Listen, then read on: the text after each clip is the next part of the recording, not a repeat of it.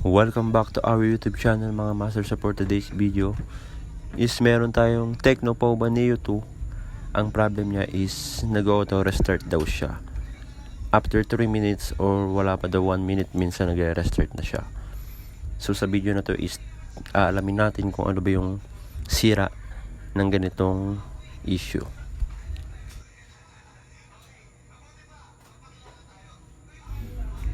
So, hiningi ko yung password dito mga master para matesting ko yung unit. Kasi kailangan ko siya open para malaman ko kung gaano katagal siya bago mag-restart. Usually kasi kapag nag-auto restart is battery yung issue. O kaya shorted yung phone kung umiinit yung cellphone. So, may mga ganun na ako na-encounter. So, yan mga master. So, nag-restart yung phone.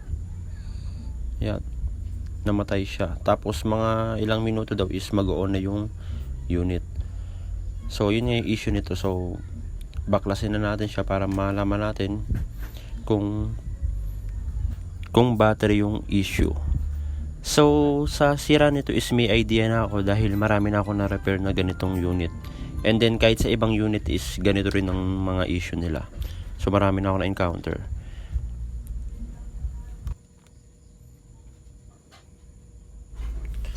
So itong unit is hindi pa to napapa-repair sa iba. So ako pa lang yung makapagbukas nito. So silyadong pa yung phone nito mga master. So tuturuan ko kayo ng technique sa mga ganitong issue mga master na hindi natin kailangan magpalit ng battery as long as na hindi pa naman siya bloated. Ito kasi sure ako na sa battery ang problem niya. Nangyayari yan sa mga kapag ginagamit siya na naka-charge. No overcharge kasi siya kapag ginagamit natin siya ng naka-charge. So ang possible na issue nito is yung mga nasa previous video ko. So meron ako mga ganun tutorial. Ang problem nito mga master is yung fuse. 100% yun ang kanyang problem. So yung iba is nagpapalit na talaga ng bagong battery. Pero dito is i-repair lang natin siya mga master. So isang tips mga master na magre-replace tayo ng fuse at isang tips na hindi natin kailangan mag-replace ng fuse. So yun yung ituturo ko sa tutorial na to mga master.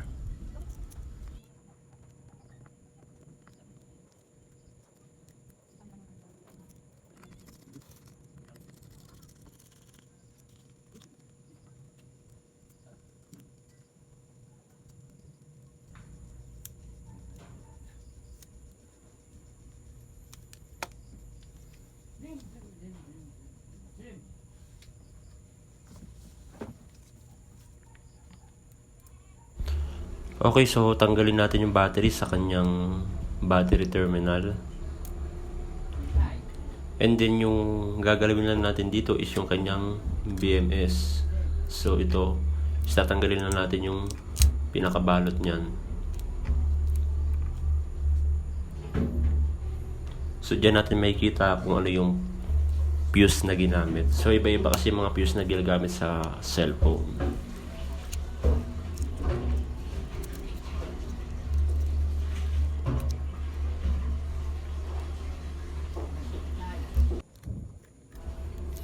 Okay, so ito yung fuse niya mga master.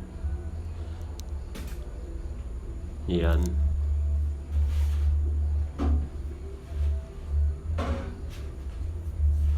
Okay. So meron din siya dito sa likod. So kabilaan yung fuse niya. Dahil mataas yung amperes ng ano niya, battery. Kaya dalawang fuse ang ginamit.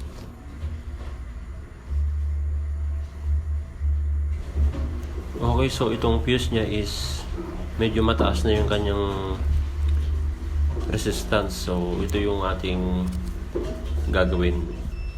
So ito yung tetestingan natin. So ang unang gagawin natin is yung jumper method. So gagamit tayo ng jumper wire. So lagyan muna natin siya ng soldering lead sa magkabilaang dulo, yung pinaka fuse. So lagyan ko lang siya ng flux para mas kumapit yung lead na gagamitin natin.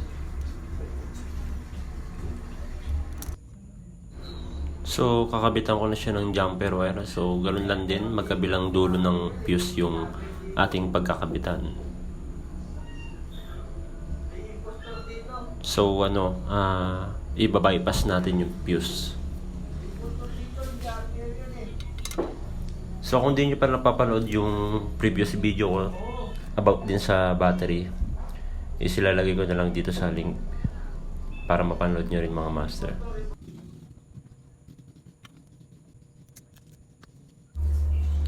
Okay, so yan, nakabit ko na yung jumper wire. So ngayon is testing na natin siya kung magre-restart pa rin ba itong phone.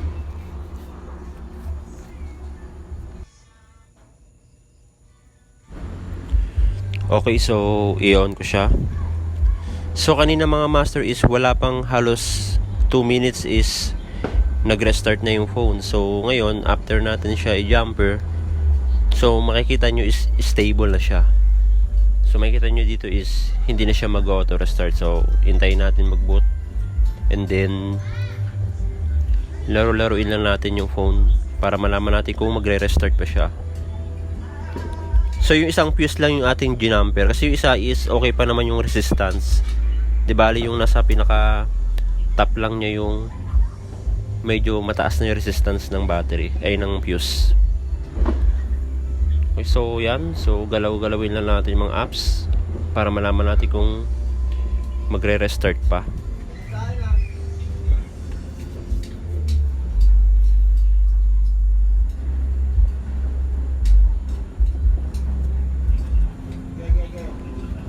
So yung mga master, so as you can see, hindi na siya nag-restart.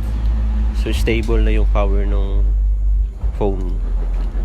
So kanina hindi siya nag-stable kasi yung fuse is mataas na resistance, kaya hindi na kinakaya ng phone.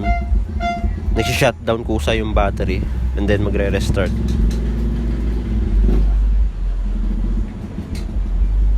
So yan.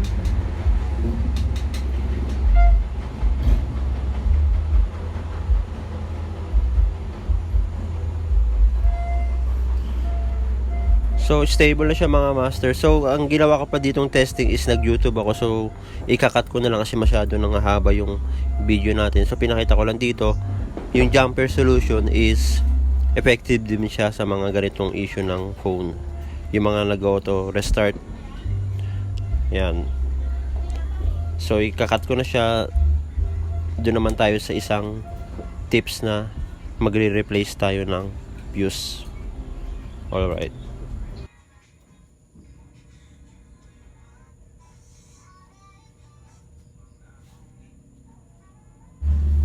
So tips number 2 mga master is magpapalit tayo ng fuse. So second hand lang din na fuse ang ipapalit natin. So kukuha lang tayo sa mga battery na luma. Kung may mga bloated kayo dyan, huwag nyo itatapon yun dahil mapapakinabangan nyo yung BMS ng battery. So doon tayo kukuha ng fuse na ipapamalit sa mga ganitong status ng phone. So hahanap muna ako ng battery na pwede natin kahuyan ng fuse. Okay.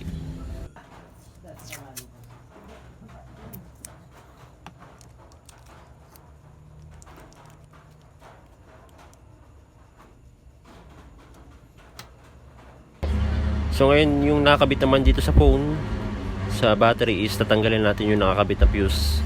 Ayun yung ating papalitan.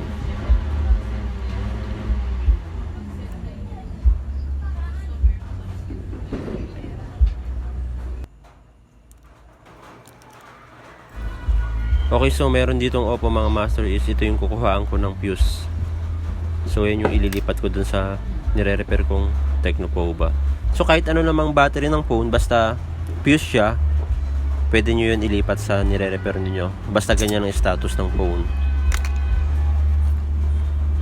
Kung wala kayo pamalit, yung tips number 1 natin, pwede mong gawin yun. I-apply nyo lang siya, gagana na yung phone na nire-repair ninyo. So jumper nga lang yun. So itong ginagawa ko naman ngayon is magre-replace tayo ng fuse.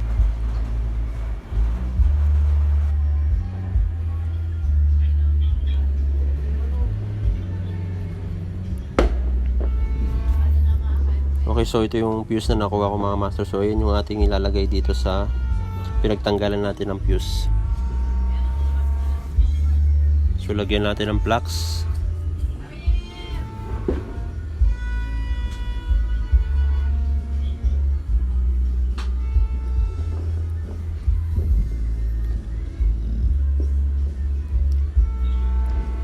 So sa pagkabit is panghinang lang din ang gamit ko kasi hindi tayo pwedeng gumamit ng hot air dyan, masusunog tong battery, sasabog yan. Pero kahit panghinang lang gamit nyo, alalay pa rin mga master kasi baka masundot nyo yung battery, sasabog yan.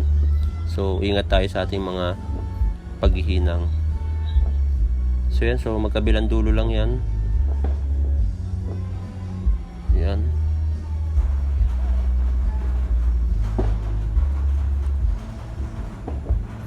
So yung mga master is nakabit na natin yung fuse. So ngayon is ite-testing na natin siya kung okay na yung phone.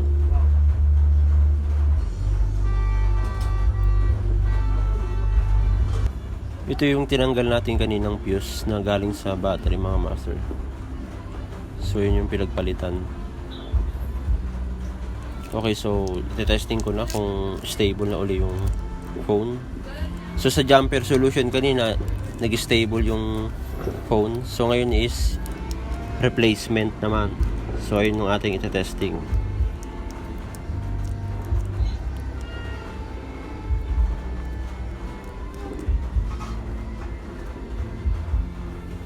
So power on ko ulit.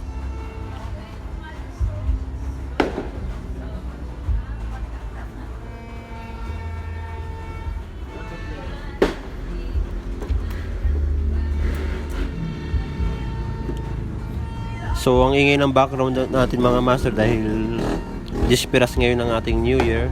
So ingat po tayong lahat.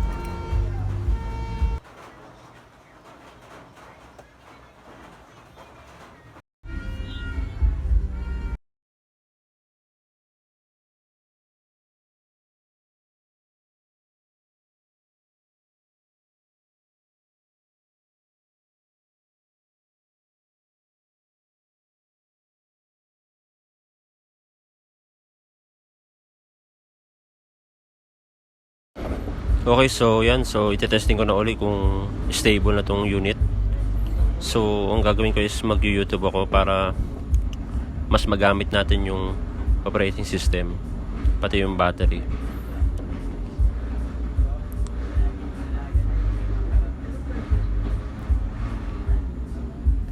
Sa mga hindi pa nakapag-subscribe, please subscribe kayo sa aking YouTube channel mga master para palagi kayo ma-update kapag may mga bago akong video na i-upload. So ang name ko lang naman is Living Things. So yan, so ito yung ating panonoorin. Yan. So kapag nanood na rin kayo mga master, so wag na rin kayo mag-skip ng ads natin. So help nyo lang sa akin. So yan, so testing natin kung magre-restart to. So nag-replace tayo dito lang fuse. So antayin natin.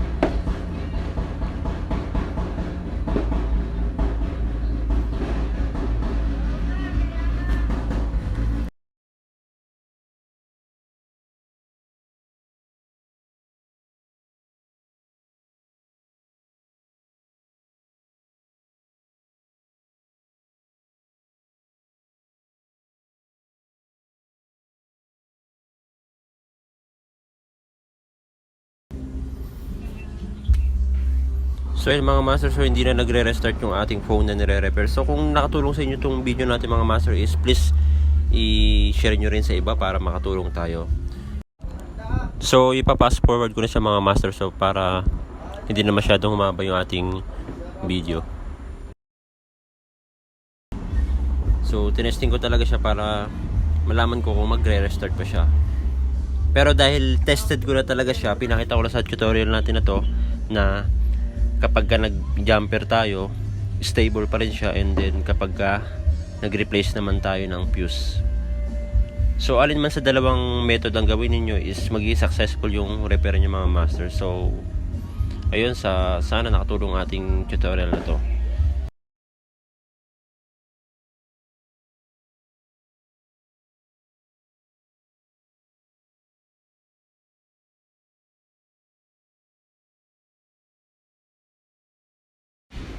Alright, so successful yung pagpapalit natin ng fuse mga master. So hindi na siya nagre-restart. And then yung isang method din natin na jumper wire lang na hindi natin kailangan mag-replace is successful din yun. So yung 2 tips ko is nawai makatulong sa inyo mga master. So ayun, salamat sa patuloy na panonood ng aking video mga master, and Happy New Year sa ating lahat, and ingat po tayong lahat, and yun, God bless all.